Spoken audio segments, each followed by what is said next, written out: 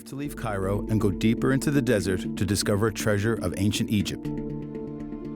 Barely 40 kilometers south of Cairo lies a fascinating site, Dashur. Two major buildings can be found here, both built more than 4,500 years ago. Two pyramids that acted as the missing link to help Egyptologists better understand the evolution of the methods used to build such giant stone structures. Indeed, Snefru, Khufu's father, intended to revolutionize building techniques. When we reach Dashur, there's nothing around. It's in the middle of the desert. And here we have these two pyramids standing there on the sand. Snefru arrives here, where nobody has been before him. He's got all the place in the world. He's the first one here, a totally empty spot. And so the king chooses Dashur, a place where no other pharaoh has left his mark. A unique site to build a pyramid. Because Snefru is thinking about a colossal project that will turn architecture upside down. There's some kind of revolution, and not just from an architectural point of view. In the ideology, too, he suggested something amazing. This construction shows the angle in a beautiful way that showed how the Egyptian, at the beginning of Dynasty 4, when they started building for the first time a true pyramid, it's unique. And so in Dashur, Snefru builds the Red Pyramid, a perfect pyramid as we usually picture them, with a triangle shape. And also another one with a more mysterious shape, the Bent Pyramid. 2,500 years BC, these two pyramids stand like two sisters facing each other. They're only 1 kilometer apart and both measure almost 105 meters high, which is the equivalent of a 42-story building.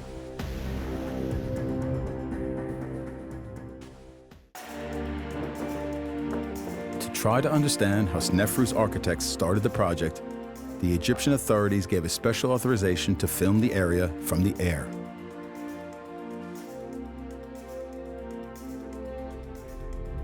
For the first time, a drone will fly over the funeral complex of Dashur, more than 500 meters above the ground.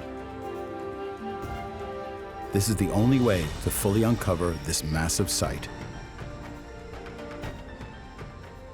Moreover, an unprecedented scientific campaign has been set up to try and solve the riddle of these pyramids and to understand how Snefru managed to build them. Outside with the camera, I'm going around the pyramids several times, and I'll shoot 1,000 pictures or so. We'll go inside and trigger the cameras regularly in order to scan the main rooms, the tomb, and everything we'll be able to record. Tens of thousands of pictures will then be put together on the computer to become a 3D digital model of the pyramid. This is called photogrammetry. Such a full-size scan can show what the human eye can't see, and thus reveal the stone's last secrets. Once we've shot all the photos, an algorithm will automatically analyze them, and by crossing images, it will rebuild the geometry of an element we took the pictures of in 3D.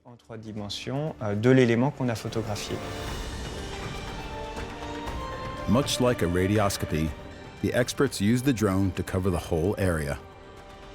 Put the drone pretty low. Yeah, a little more on the right. Okay, nice. For Egyptologists and experts, this new technology is incredible. The work we're doing today will be invaluable in 10, 20, perhaps 50 years, because monuments change with time. They erode little by little and disappear. But photogrammetry allows us to record a complete image from every angle for future generations. When used in Dashur, this digital technology will help with important analysis. After weeks of work, experts will be able to supply the first data. And these results will perhaps help us uncover the last secrets of these two mysterious pyramids, help us understand how the two pyramids of Dashur, the Red Pyramid and the Bent Pyramid, were built inside and outside.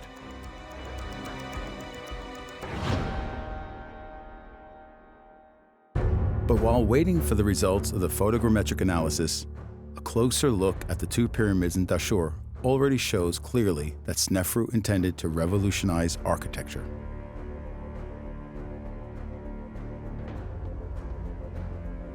According to Egyptian beliefs, pyramids were intended to help pharaohs achieve eternal life. Snefru's engineers wanted to build something entirely new. To try to understand Snefru's project in Dashur, we meet Mark Lehner, an American archaeologist who spent his life studying pyramids. He no longer wanted to build in the old-fashioned pyramid way. He wanted a true pyramid, maybe because the ideas of sun worship were gaining in the royal house, and he wanted to be one with the sun. And so a true pyramid would be like monumentalizing the rays of the sun, and he would be buried underneath. Up until now, Snefru's forefathers had succeeded in building stepped pyramids. Pyramids built like staircases going toward the sky. Architects at that time had mastered the shape for tombs. This time, though, Egyptians are looking for something else entirely. For all the world, it almost looks like Snefru is on purpose doing a research and development program for building the best, most perfect pyramid. And indeed, the bent pyramid and the red pyramid are pioneers. Excavations have proven that they were the first architectural experimentations of classic pyramids as we envision them today. It is quite clear that at that time they were still trying to find out how a building of a pyramid should work and how a pyramid should look like. Architects will try to build a giant pyramid with a brand new shape. No more staircase-like buildings. But how did they come to think about a triangle? And how could they obtain a building that looked like a sun ray pointing toward the sky?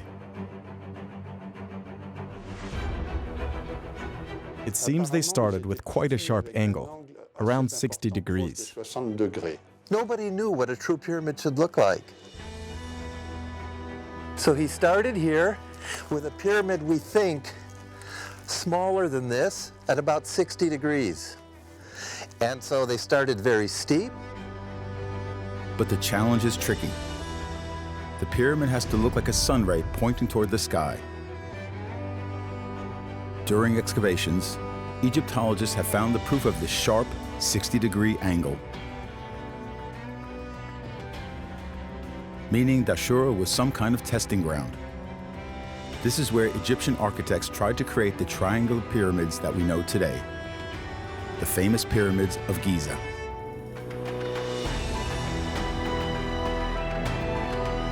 They started with the idea that all sides of a pyramid should be the same, to have a perfect triangle. But it seems that when they were trying to do so at the bent pyramids, they ran into problems. And they did not know what the problem actually was. But building a triangle is difficult indeed. To understand this, we need the results of the digital copy experts have been working on. After several months, it is now ready. Computers have analyzed thousands of images to put together the whole bent pyramid in 3 dimensions.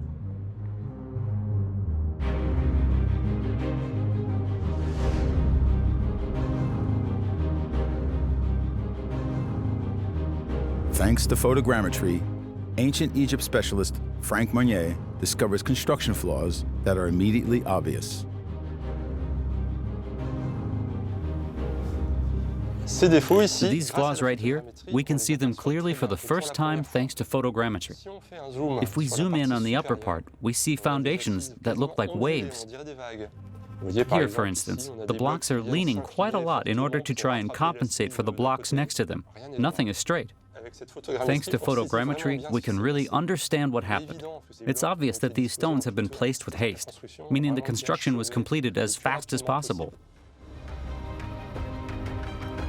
Photogrammetry allows us to look at all the details of the upper stone layers.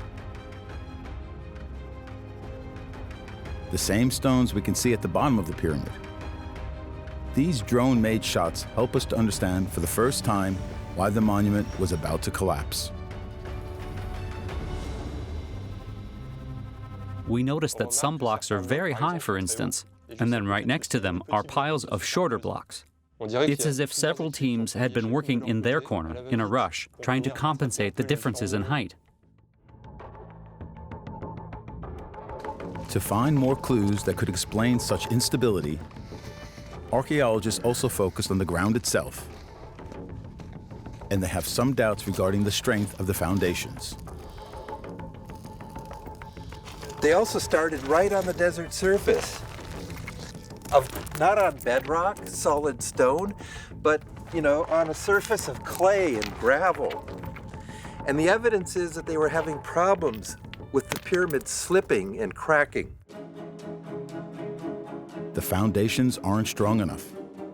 Although the crust may seem hard, right under it lies a thick layer of sand, so the ground is moving, a tricky thing for architects. The engineers didn't build a hard base the pyramid could stand on. The band pyramid was built on a rather not very good place because of the subsoil here is not very solid. And during the construction, there started to be really the real problems with the stability of the masonry. The only way left now to stabilize the building is to expand its base so that the foundations cover more ground. His engineers decided to put an envelope around the 60-degree pyramid, and this girdle, this lower part, was at the lesser slope of 54 to 55 degrees. The pyramid becomes lower. Egyptian architects build a new layer encasing the original building, a layer with a flatter slope, which makes the pyramid wider and less pointy. Thanks to 3D reproduction, we're able to calculate the angle of the pyramid and conclude that there's a 54-degree slope, a much less sharp angle indeed. Why? To stabilize the pyramid. Yet Snefru's architects fail. Their idea that should have stabilized the pyramid doesn't work and even creates more problems. They added another layer of masonry to expand the pyramid. But once they were halfway up the building, this new layer slightly slid. Despite their tricks, the architects noticed that major cracks are showing up all over the building. This is a catastrophe, as the pyramid may collapse. I've always been struck by this colossal crack that goes right through the casing. And I think I can even see it going through the core masonry. The cracks can be seen thanks to 3D visualization. And so, despite the architects decreasing the angle to 54 degrees, the building continues to deteriorate. Excavations even prove that Egyptian architects intended to consolidate the pyramid even more. It was now 47 meters high. To avoid adding even more weight to the structure, they decided to change the shape of the pyramid. So they reduced the slope even more to 43 degrees. And this is what we see. Facing the risk of collapse due to deep cracks, the builders decided to be practical. They take an unusual and important decision. Despite their idea of building a triangular pyramid, they changed their plans. About halfway up, 47 meters above the ground, they completely changed the angle of the slope. Thanks to this, they can complete a shorter pyramid faster. But it's the end of the perfect triangle.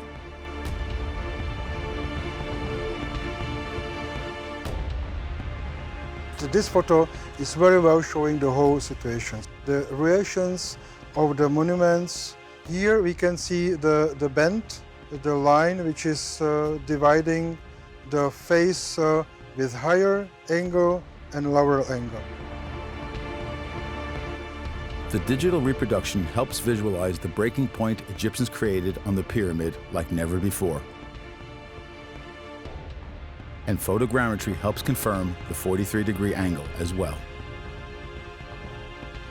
This angle was chosen in order to complete the pyramid more easily without it collapsing. Although some Egyptologists believe this double slope was intended right from the beginning, most analyses tend to show otherwise. I don't think such a bent shape was intended. It's because the problems kept piling up that they decided to complete the pyramid with this shape.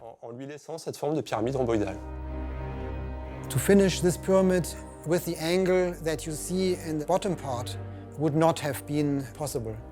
Reducing the angle for the top was the only thing that they could have done. The tip of the pyramid no longer looks like a sun ray. Yet this new shape, called bent, proves just how resourceful Egyptian architects were.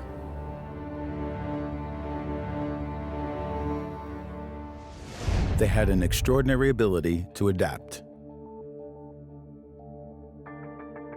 By analyzing 3D images, it seems they focused on key locations to try to make the structure look perfect.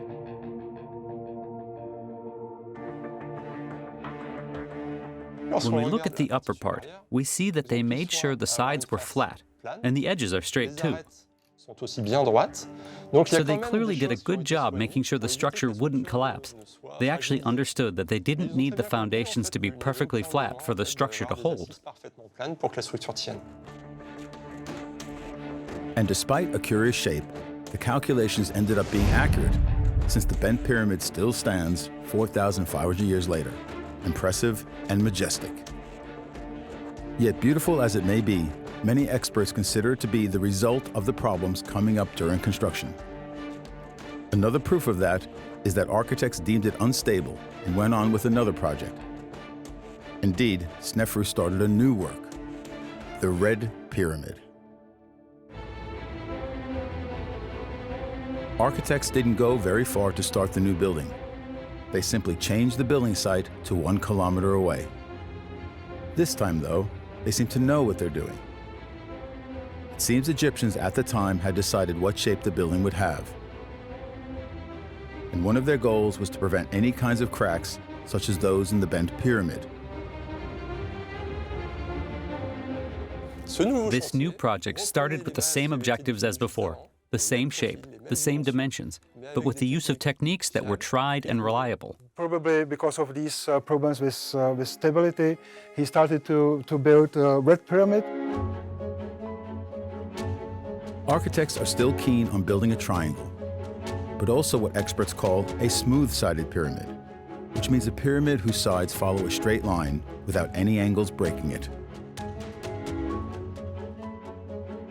Engineers start with the blueprints of the bent pyramid, but correct their mistakes.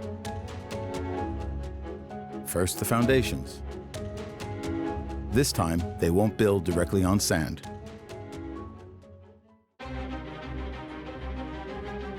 And so, unlike the bent pyramid, the red pyramid doesn't rest on sand, but on a hard foundation prepared in advance. The consequence is a much more regular structure, as photogrammetry shows. Thanks to 3D images, we discover that the stones are placed in a much more orderly and regular fashion. Every stone in the first layer has been laid on rock, a hard and stable surface, and then the pyramid was built with horizontal layers. All the experience accumulated during previous works has been used here in order to build a dwelling that would satisfy the pharaoh. This time, there's a bigger and more stable square-shaped base, 219 meters long on each side.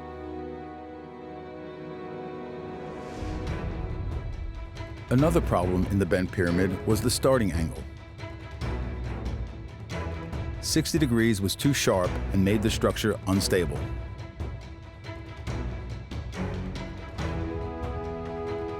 For the red pyramid, the architects decide to use the same angle they used to complete the bent pyramid, 43 degrees. They were afraid because they had an experience in the other one. In that time, they found that the change in the angle was perfect. They started the angle to be 43 degrees. Snefru went north to build the Red Pyramid, totally at the slope of 43 to 44 degrees. Now with the Red Pyramid, he has a first true pyramid without any problems, no slipping and cracking. Digital technologies are the perfect tool to confirm this analysis. By flying more than 500 meters above the ground, the triangular shape Snefru wanted becomes obvious. When we look at the Red Pyramid from the outside, from the air, it shows a kind of perfection that the bent pyramid doesn't have. It's important to remember that we're looking at the oldest, smooth-sided pyramid known today. This is the first one built successfully. A sand giant. Magnificent. Today, it is still the third tallest pyramid in Egypt, 105 meters high. And so the Red Pyramid was the first triangular pyramid, the first smooth-sided triangular pyramid. Yet some experts don't consider it to be perfect. The Red Pyramid has a very low angle, 43 degrees. It looks a bit like it sank under its own weight. Could this be proof that the Red Pyramid isn't perfect? It may have common points with the Bent Pyramid, the very same one that is supposedly a failure. When we look at the shape of the Red Pyramid through photogrammetry, we clearly see that they have the same dimensions. If we could put them together in 3D, we could see that the Bent Pyramid would fit perfectly inside the Red Pyramid. Indeed, the Bent Pyramid and its 43-degree angle on top can be inserted inside the Red Pyramid, built with the same angle but right from the start. So if both pyramids have common points, could the Bent Pyramid truly be the result of construction mistakes? Is it truly a failed prototype? We'll check this in the field by going inside the bowels of the Bent Pyramid. Scientists were authorized to visit the inside of the pyramid, an area usually off-limits. Mark Lehner has been studying ancient Egypt for more than 40 years and is now about to go inside this majestic monument for the very first time. Yeah, first time to go inside the Bent Pyramid at Dashur. This is a dream come true.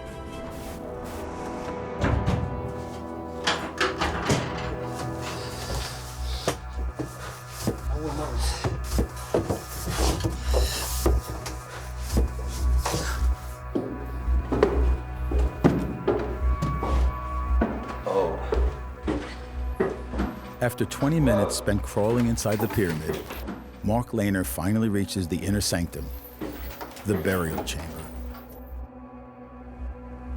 A chamber located at the heart of the pyramid, quite high up. On this 3D image, it seems to have several levels. Mark will climb all the way up. Whoa, Tirawi.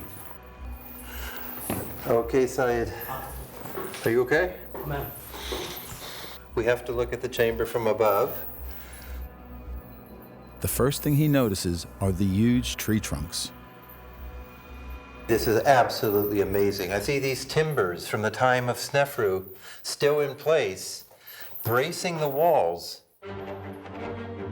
The wood is in perfect shape despite having been placed here more than 4,500 years ago. These logs, cedar tree from Lebanon, have miraculously survived. Yet despite this incredible discovery, the difficulties faced when building the vault and walls are obvious. Just like with the outer layer, architects seem to have been facing problems.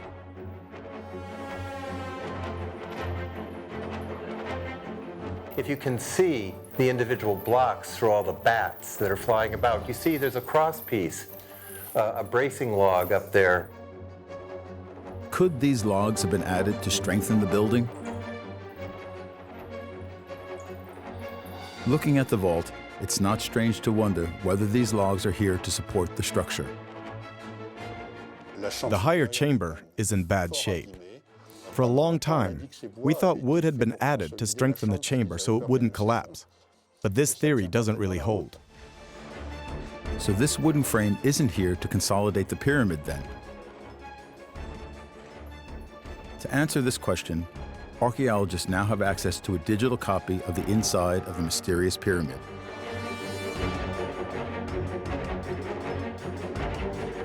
It's easy to visualize the burial chamber at 360 degrees on these images. And also to analyze the building without lighting problems. We have cedar logs here, which had been cut by the Egyptians at the time.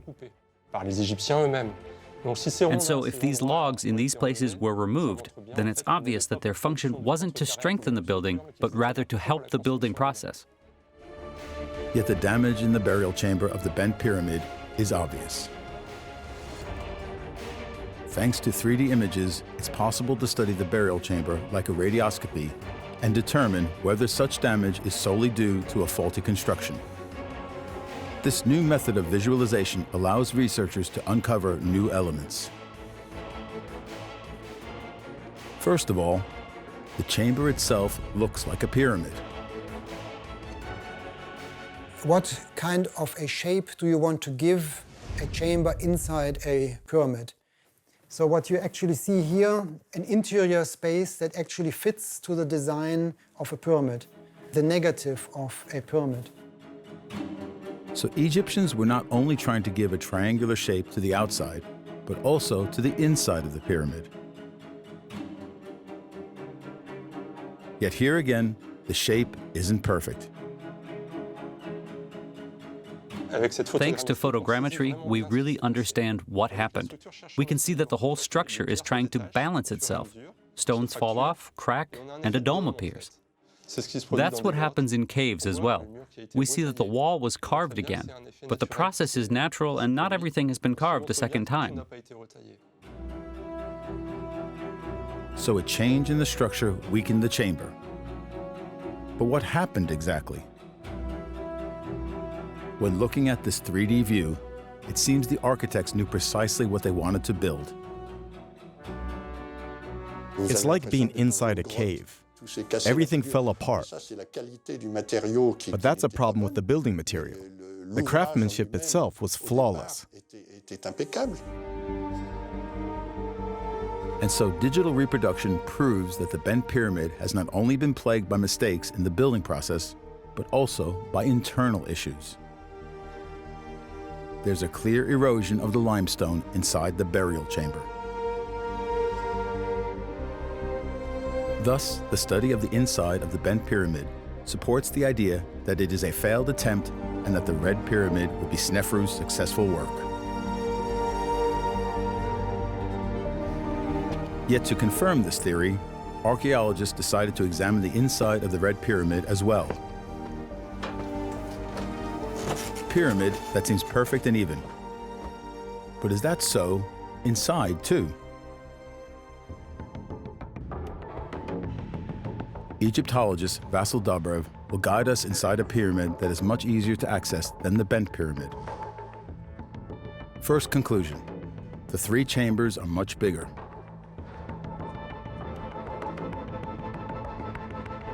More importantly, the ceiling of the burial chamber is perfect. There's beautiful corbelling up there. Perfect, without any beams. It goes quite high, 18 meters or so. A perfectly made corbelling. A straight ceiling built like a reverse staircase. That's what experts call a corbelled ceiling. It means that we bring the walls closer, little by little. The rooms are very pointy, but they can support the whole masonry because the top is very narrow.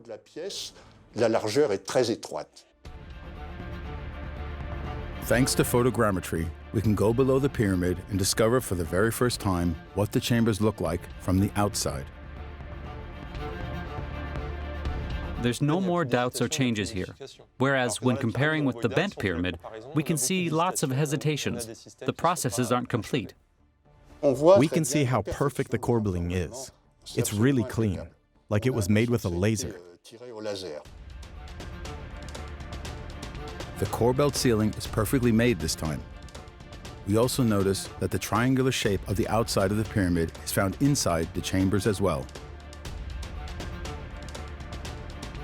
No doubts, no construction problems. The Red Pyramid is obviously perfect. Yet some experts aren't convinced. The Snefru's pyramids aren't very convincing. Even the Red Pyramid, that we call perfect, has a low angle of 43 degrees, which gives it a strange-looking shape. It's a bit squashed. Another element tends to contradict the fact that the Red Pyramid is more of a success than the Bent Pyramid, the external casing. It's almost all gone on the Red Pyramid. But it's less worn on the Bent Pyramid. It seems paradoxical when considering that its peculiar shape is due to mistakes in the building process. Some Egyptologists believe this external casing is the proof that the Bent Pyramid isn't a failure. On the contrary. This is the best-kept pyramid in Egypt. It still has 70% of its outer layer. It's so well made that for millennia, people couldn't extract the stones even if they tried, and so they couldn't destroy it. An imperfect pyramid that continues to surprise. Out of both buildings, the Bent Pyramid resisted both time and pillagers better. Why? Because architects laid the stones sloping inwards, according to a particular method. It's the same as abutment. The stones are placed towards the inside of the building, but they're not horizontal. They're tilted. These tilted stones are obvious thanks to photogrammetry. Architects used this method to try to correct building problems once again.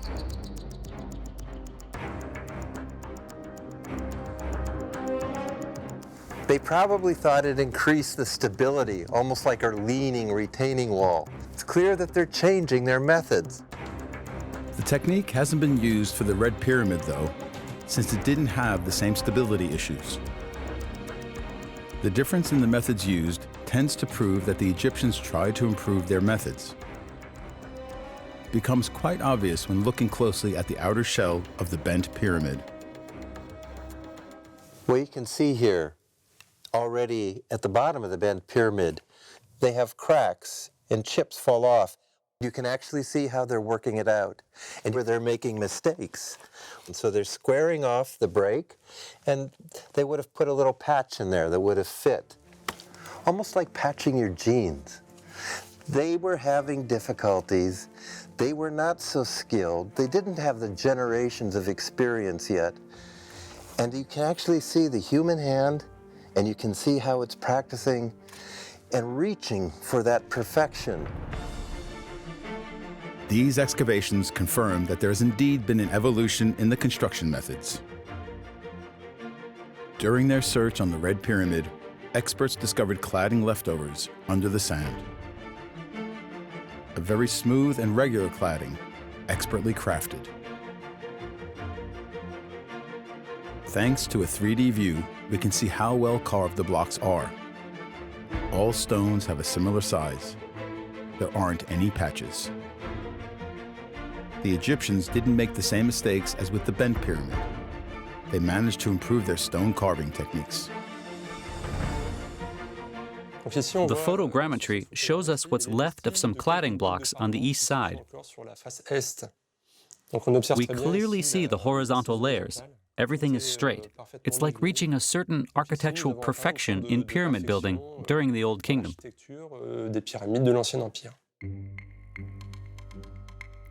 Even if the outer casing of the Red Pyramid is almost entirely gone, whereas the one on the Bent Pyramid is still there, the analysis of the stones used proves once more that the Red Pyramid was built with better techniques.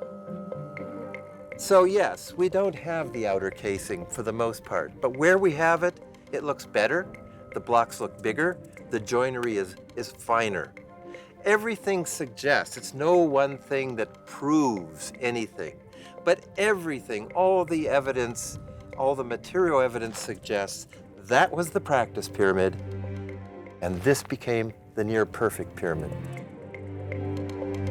Beyond all the existing evidence found so far, One last clue would help determine which pyramid is the perfect one for the Egyptians.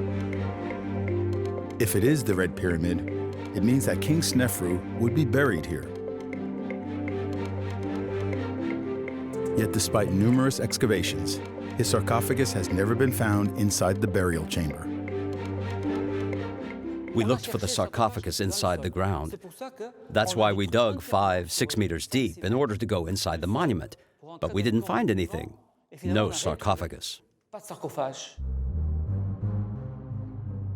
Such a mystery means the Red Pyramid should be investigated some more.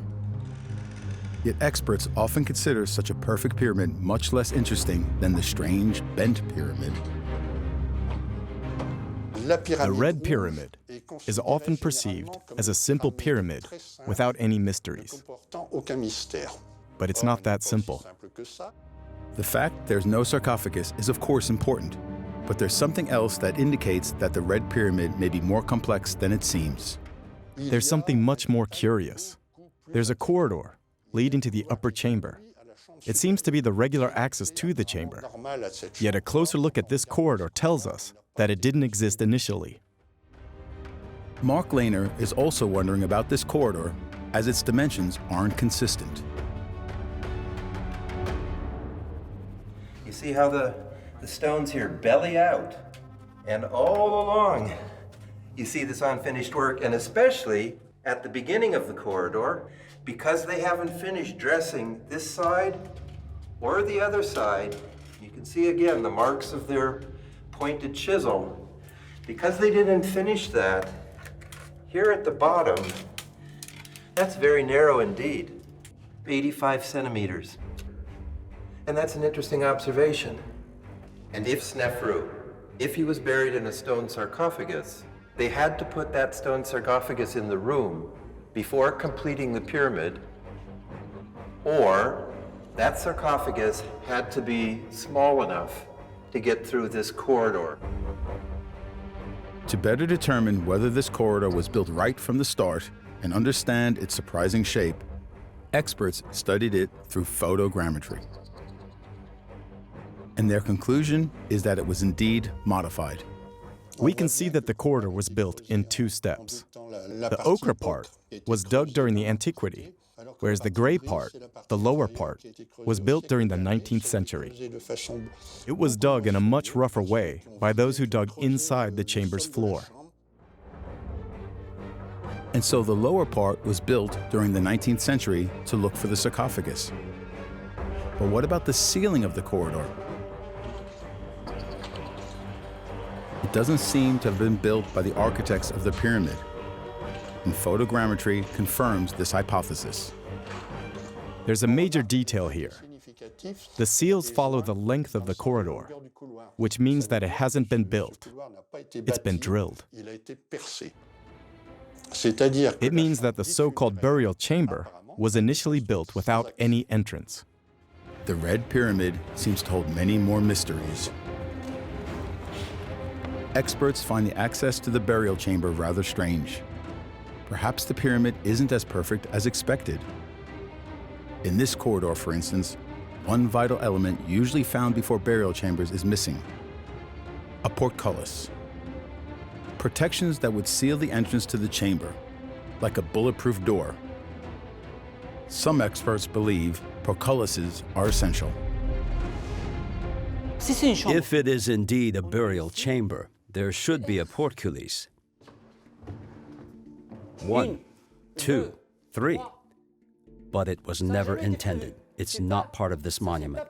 And so, this is not a funeral building. The lack of a portcullis inside the Red Pyramid proves that it is not perfect inside. But that's not all. Several elements that are usually found around pyramids and that make them funeral complexes are missing here,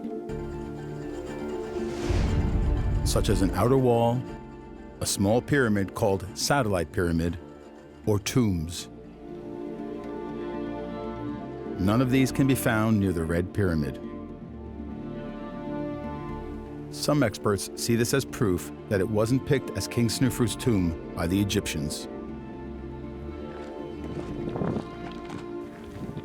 A pyramid doesn't stand alone. It's part of a funeral complex, a funeral temple. None here. An outer wall? None here. So what elements of a funeral complex do we have here? None. These elements, the temple, the outer wall, the satellite pyramid, aren't anywhere near the Red Pyramid. Yet surprisingly, they were built around the Bent Pyramid. With the Bent Pyramid, you have everything complete. No way that the king will be buried in the Red Pyramid. And the other components are not there. The king will never be a god if there is no architectural components. A paradox.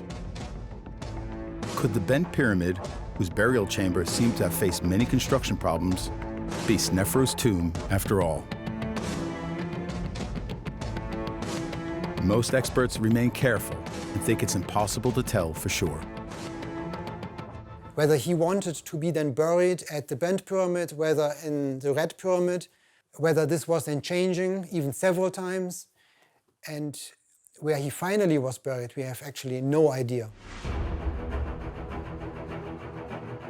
But one thing is sure, even if we don't know where Snefru was buried, the architectural revolution he started changed forever how pyramids were built. Architects and craftsmen improved their methods to reach such beautiful regularity.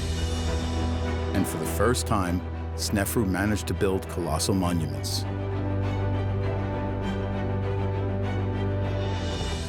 Snefru's pyramids here in Dashur gather 3.5 million cubic meters of stone. Khufu was only 2 million. 3.5 million cubic meters of stone.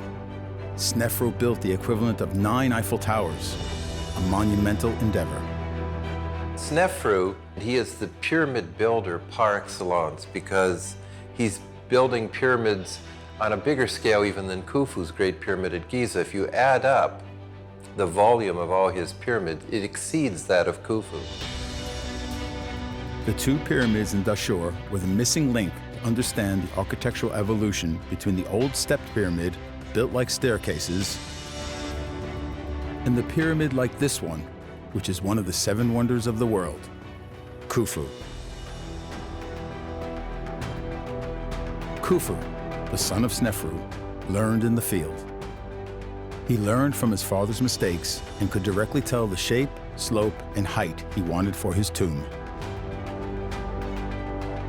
Khufu doesn't exist without Snefru. Khufu is in Dashur. He participates in the projects. He works for his father, and he'll bring the same teams from Dashur to Giza. So in order to understand the Great Khufu Pyramid, we must first understand Snefru in Dashur. Dashur remains a key element to understand the secrets of Egyptian architects. The location allowed Snefru's heir, Khufu, to build a pyramid with perfect dimensions that still stands today.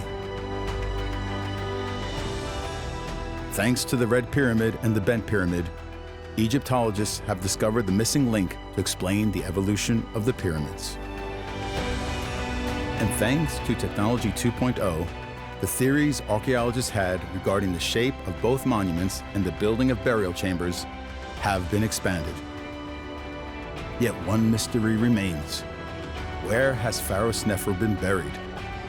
Dashur has yet to reveal all its secrets.